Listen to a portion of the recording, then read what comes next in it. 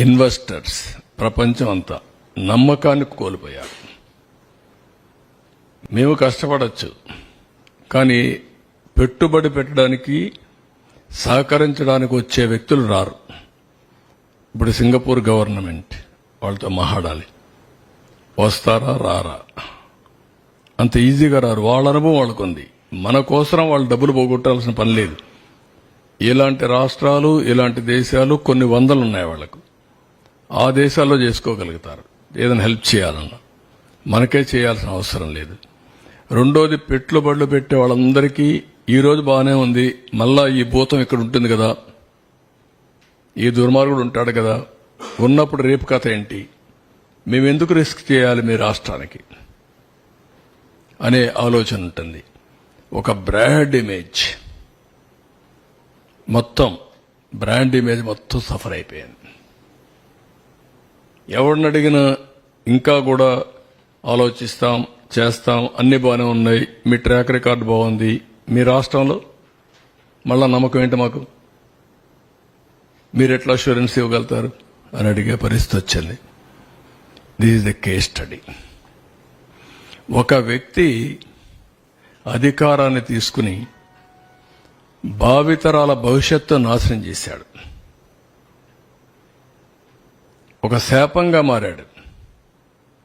ఏ పాపం చేశారండి ఈ రాష్ట్రంలో ఉండే ప్రజలు?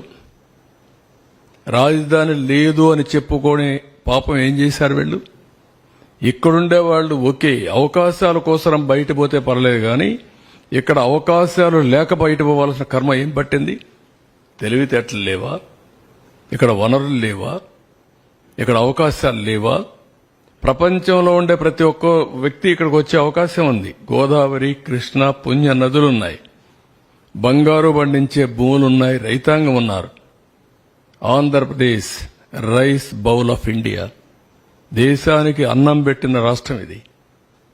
తీర ప్రాంతం భారతదేశంలో నెంబర్ 1 ఇది. 1000 కిలోమీటర్లు ఈస్ట్ కోస్ట్ లో సన్ రైజ్ స్టేట్ ఇది. ఎన్నో పోర్ట్లు. మళ్లీ ఈరోజు ప్రపంచం అంతా పోయి రాణించే యువత ఈ రాష్ట్రంలో ఎలాంటి అవకాశాలు లేకుండా అయింది. ఇది చాలా బాధ. ఇంట్రాస్పెక్ట్ చేసుకోవాలి. ఇలాంటి వ్యక్తులు ఇలాంటి ప్లేస్ని రాజకీయాల్లో ఉండడానికి అర్హత ఉందా అనేది ప్రజలు ఆలోచించాలి. ఈ ఆవేశంగా నేను మాట్లాడడం కాదు, ఏదో మమ్మల్ని ఇబ్బంది పెట్టారని నేను ఆలోచించడం కాదు. కానీ 5 కోట్ల ప్రజల భవిష్యత్తు కోసం పదే చెప్తున్నా, మీరు మరిచిపోకుండా ఆలోచించుకోవాల్సిన అవసరం ఉంది. ఇలాంటి వ్యక్తి ఇలాంటి పోస్టుకు అర్హుడా, రాజకీయాలకు అర్హుడా అని కూడా ప్రజలు ఆలోచించుకోవాల్సిన అవసరం ఉంది. మళ్ళీ ఎన్ని జరిగాయి పీడకలం. Now rebuild.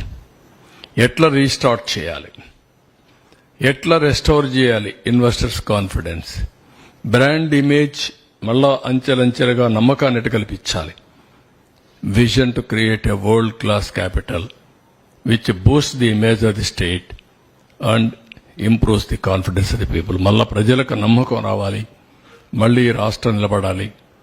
ఇది ఒక ఎగ్జాంపుల్గా ఇక్కడి నుంచే, ఎక్కడైతే బూడిద చేసిన ఈ ప్రాంతం నుంచే మళ్ళా బంగారు భవిష్యత్తుకి నాందు పలకాలి. అది డెఫినెట్ గా జరగాల్సిన అవసరం ఉంది. నెక్స్ట్, ఈరోజు చరిత్ర తలుచుకుంటే బాధ, చేసిన కష్టం టోటల్గా వృధా అయ్యే పరిస్థితి వచ్చింది. అది చూసినప్పుడు అట్లనే మనస్సు ఏమాత్రం కూడా నిగ్రహం చేసుకోలేని పరిస్థితి వస్తుంది. ఇంత కష్టపడితే ఈ మార్గం చేశారేంటి దుర్మార్గం అంటే జాతి ద్రోహం. ఇది నాకు కాదు, నేను నిమిత్త మాత్రుడిని, ప్రభుత్వం నిమిత్త మాత్రం. ఆ రోజు మాకు ఈ అవకాశం వచ్చింది. వచ్చిన అవకాశాన్ని సద్వినియోగం చేసి తద్వారా మళ్లీ ప్రజలు నిలదొక్కోవాలి, రాష్ట్రం నిలబడాలి అనే ఉద్దేశంతో ముందుకు పోయాం. 10 ఏళ్లు రాజధాని లేదు. బైఫర్కేషన్ యాక్ట్ కూడా 10 years టైం ఇచ్చి కామన్ క్యాపిటల్ హైదరాబాద్ ఉంటుందని చెప్పి ఈరోజు హైదరాబాద్ కూడా క్యాపిటల్ అయిపోయింది. మనకు రాజధాని లేని పరిస్థితి వచ్చింది.